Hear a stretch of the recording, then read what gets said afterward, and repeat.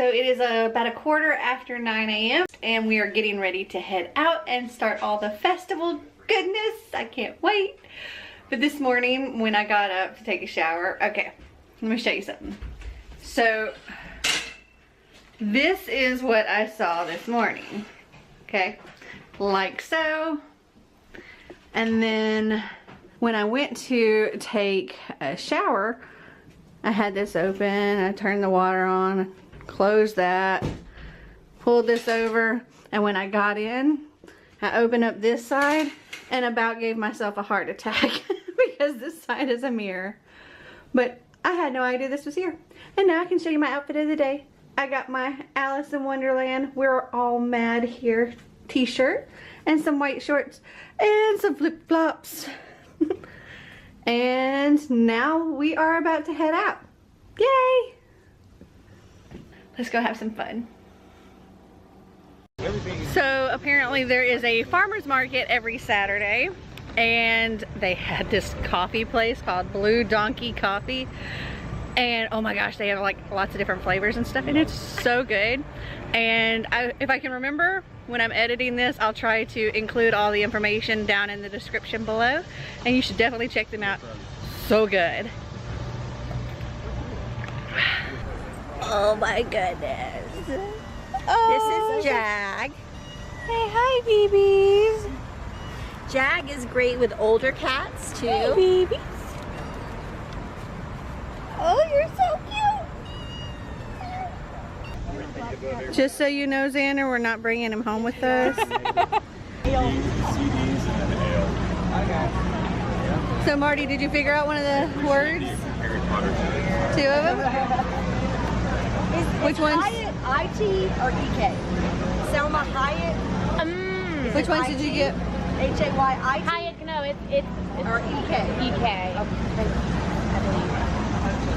It's definitely not A. I don't know how like spell, but it is EK.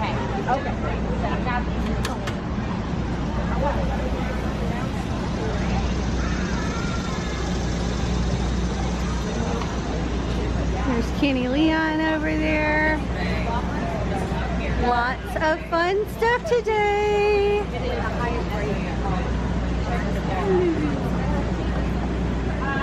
Dad is still crossword puzzling.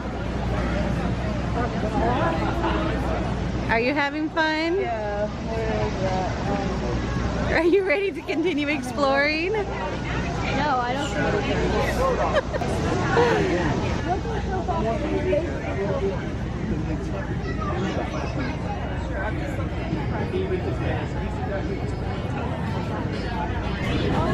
So this is Khadijah Grant. She wrote Dear Mom, I Hate You. She wants to tell us a little about the book. So the reason why I wrote this book is because one of my teenagers looked my husband straight in the face and was like, you know, I hate my life, I hate you. And it started reminding me what I went through when I was a kid. So I decided to write a memoir to remind them that I was a kid too, a teen too. I went through so much, and also parents to know that, you know, we should be a little bit more sympathetic because it's a hard time being a teenager. Thank you. And this is Armani Grant. And she wrote If I Had a Voice. Yeah. So I wrote it because teenagers my age, they always get bullied and stuff and judged at school. And I feel like they don't have a voice because like they'll get judged or bullied for it. And basically I'm taking my voice and I'm putting it into my poems to help people feel like they're not alone. Beautiful. Thank you. Thank you guys so much. Hello. Would you like to tell YouTube about your books? Hi YouTube. Hi, I am Sophia King, writer and poet. I just released my book, Poetically Unapologetic. It came out in March, but this morning I found out that it placed fourth in the Reader's Favorites Awards. So I'm so happy about that. Hey. So look out for it, Poetically Unapologetic. You can get it at Amazon, Barnes & Noble. You can get it even at Medu's bookstore here in Atlanta. Awesome. And also Gifted Sisters too. Get that. Thank you. Thank you. Hi, my name is Sucheta Rawal, and I'm the author of Beato Goes To series of children's picture books. These are true stories about my real cat, Beato, and his travels to all these different countries.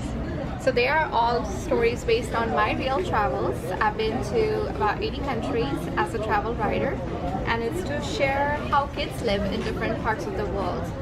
What kind of sports they play, what foods they eat, and what they do for religion and festivals.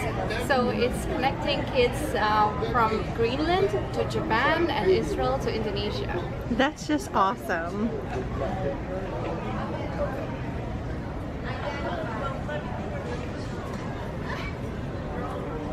And so cute. Thank you so much for taking the time to talk to me. Absolutely.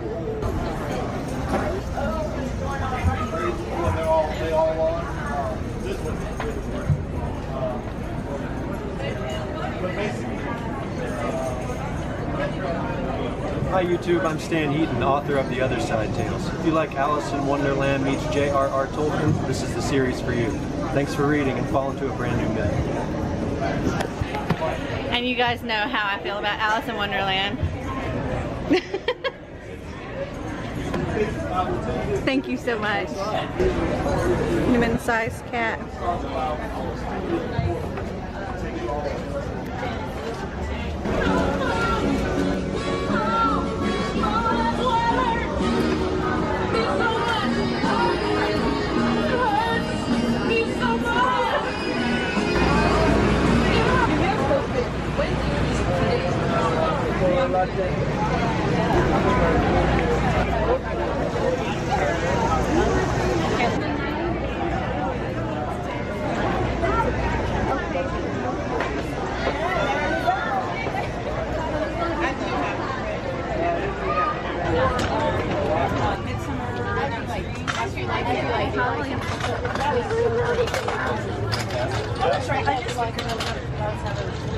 Thank you so much for coming out this morning to see the 2018-2019 debut performance of the Decatur High School Musical Theater Ensemble. Come on along and listen to the lullaby of Broadway. The lullaby of Broadway. Revelance and peace. On the avenue, I'm taking you to 42nd Street.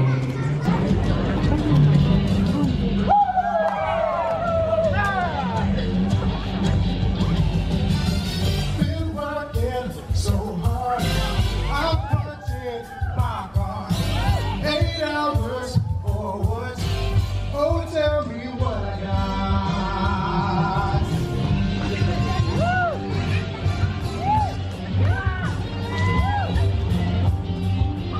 Like the rising on, I'd like to know. Isn't there a night upon fire street?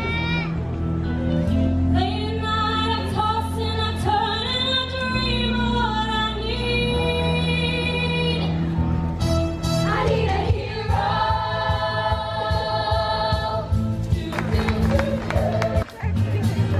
I never walk when I'm in front. I don't believe I ever could. Don't try to slow me down. Saying, boy, you really should. Kick back and chill, but I can't stand still.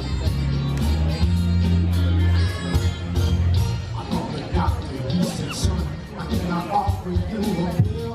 So I never found relief. And now I've got to move until I've had my fill. I can't stand still. That's where I come from. Life's never humdrum. I wish I could take it there. Oh, we have a word at our feet. Life is sweet. Ain't no doubt. Grab a seat. Check it out.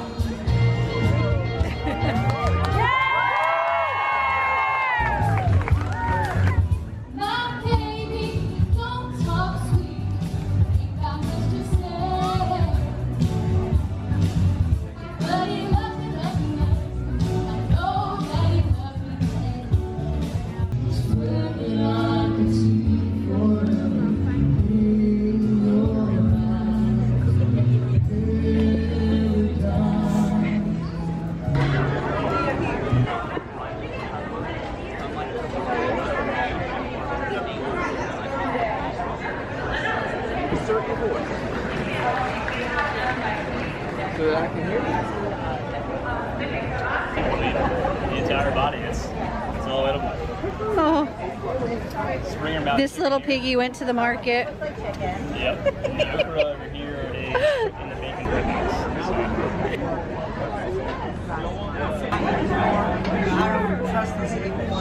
No, we haven't. We want to.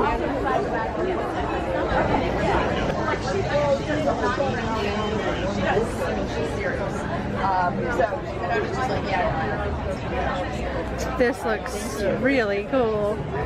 You look so young to have written all those. Thank you. You're prolific.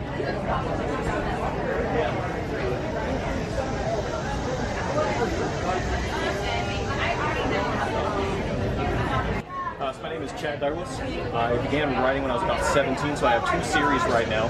It's all fantasy, but one that I'm going to start with is the historical fiction. So this is called the War Trilogy. This follows 2 main characters, Molly Bishop and Thomas Crowe. So this is a little bit of a romance, a little bit of an adventure, and it's packed with just everybody's favorite stuff: werewolves, vampires, mermaids, magic, just everything you can name. So this story follows Molly Bishop and Thomas Crowe. Molly is basically trying to find whoever is responsible for her fiance's death. She's been kind of wandering the New World, ends up in the Caribbean, and she gets into some trouble. There's some people looking for her. So she ends up running into Thomas Crowe because he's in Barbados at the same time. He's just about as much trouble as she's running from. So he's a pirate, he's got a werewolf curse, he doesn't play well with others. So he jumps on his ship and just says, okay, this is my way out of the island. So she finds out he knows something about her father, who she thought was dead. So this is news to her. She wants to know more about that. So she says, okay, I'm going to stick around with this guy, see if I can figure out what he knows about my dad, and then I'll split. But it gets complicated because she actually knows some things that Tom would like to know as well. So they start learning that their past is a little more intertwined than they originally would be. They start traveling together. They go all around the world. They run into every myth and legend you can name in every country that they land in, and they just try and survive it all together. This is my newest series. So this is science fiction, a little bit of fantasy. It starts with Earthshine. Earthshine looks about 600 years into the future at the first successful human city on Mars. And at the time, it's the utopia, it's the dream city, it's where everyone wants to be. They export the best of the best technology, medical science, social policies, everything. But that can only last so long, so it starts to decline, and this story follows the lives of some characters who are in their younger, like the early 20s, early to mid-20s, and they're students, and they're just trying to work and live and try and kind of survive in a society that's sort of starting to run away from them. In this book, people are trying to ultimately set up another city like this on a faraway planet that's more Earth-like, but the problem is, if it fails on Mars, we may never get any further. Big Blue 10,022 is a follow-up to this, 10,000 years later, so this looks at the consequences of the project that started in Earthshine. So people have, in small numbers, made it to this other planet, have barely just gotten civilization started again, but it wasn't the utopia they would hope, so they have to start all the way back from the beginning. The twist is, in some of their technology, some of these AIs that were created on Mars a long time ago now still exist in these machines that they have on this new planet and have kind of formed their pantheon of gods, directed what they believe, directed what they know, their arts and sciences. So we now have kind of a sort of robot pantheon of gods that are now driving what these people do in this world. Interesting. And I'm still working on this one. This one should be about 3 more books before I'm done. Oh, wow. Well, thank you very much. Thank you. Are you a fairy? I am an elf. An elf? Oh, yes, I see the ears now. The ears are very important. Oh, those ears are beautiful, by the way. Thank you. Are you the author? I am, yes. Would you like to tell me about your books? Sure. So the series is on the universe Imamorosa, and each book is on a different planet. So the first book is Taiwan, and the main character is an elf, hence the costume. And she has power over Earth, and she is on a quest to free her people from captivity. And the second book is about a pirate who's got the essence of air. And there is a tyrant trying to take over his planet. He's kind of the only one that knows about it, so he's trying to thwart that. And then the third book is on Payincina. The main character is a mermaid with the essence of water. And there's a couple of different things going on her world, and she's trying to fix all of that. Various nonsense. And then the fourth book is actually a prequel. It is the essence of darkness, and he is the main bad character, really, and it's kind of how he came to be who he is. Oh, interesting. Yeah, and there will be 2 more books in the series. Hopefully, it'll be the essence of fire and the essence of light, and then everything should be done. Nice. Well, thank you for talking to me. Thank you. So we're at this place called Noodle for lunch, and I got the dragon roll. Yummy. Marty and Xander are still waiting on their food. Okay, so we have just finished lunch and we are headed back to our room for just a little bit. Want to drop off all of our books and stuff because they're getting a little bit heavy, and get out of the heat for just a little while, and then we will head back out. So this is Michaela Lowry, and she is the youngest published author in America. How awesome is that? Here's her book. Y'all should definitely go and check it out.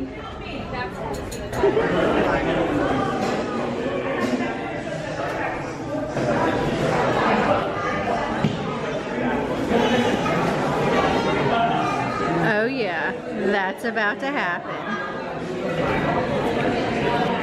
Okay. Oh my gosh. So good.